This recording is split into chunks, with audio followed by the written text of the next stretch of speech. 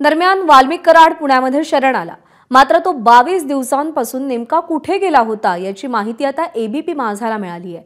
खंडणी प्रकरणामध्ये गुन्हा दाखल झाल्यानंतर हिवाळी अधिवेशन सुरू असताना वाल्मिक कराड हा नागपूरमध्येच असल्याची माहिती समोर आली आहे। तर त्यानंतर सुरुवातीचे काही दिवस तो पुण्यामध्ये राहिला असंही कळतंय।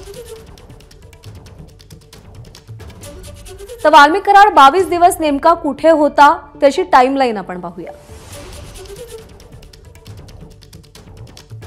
अधिवेशनादरम्यान वाल्मिक कराड नागपूरमध्ये होता।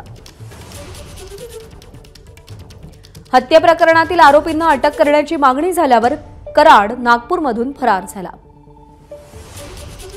वाल्मिक कराड फरार झाल्यानंतर तो पुण्याला गेल्याची माहिती आहे। 8 दिवसांपूर्वी तो महाराष्ट्राबाहेर गेला। कराड सुरुवातीला गोवा, कर्नाटकसह इतर राज्यांमध्ये फिरला। सीआयडी सूत्रांच्या माहितीनुसार चौकशी केलेल्या महिलेच्या घरी काही दिवस कराडचा मुक्काम होता।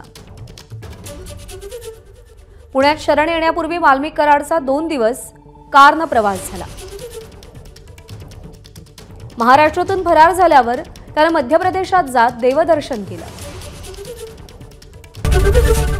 एबीपी माझा, उघडा डोळे बघा नीट।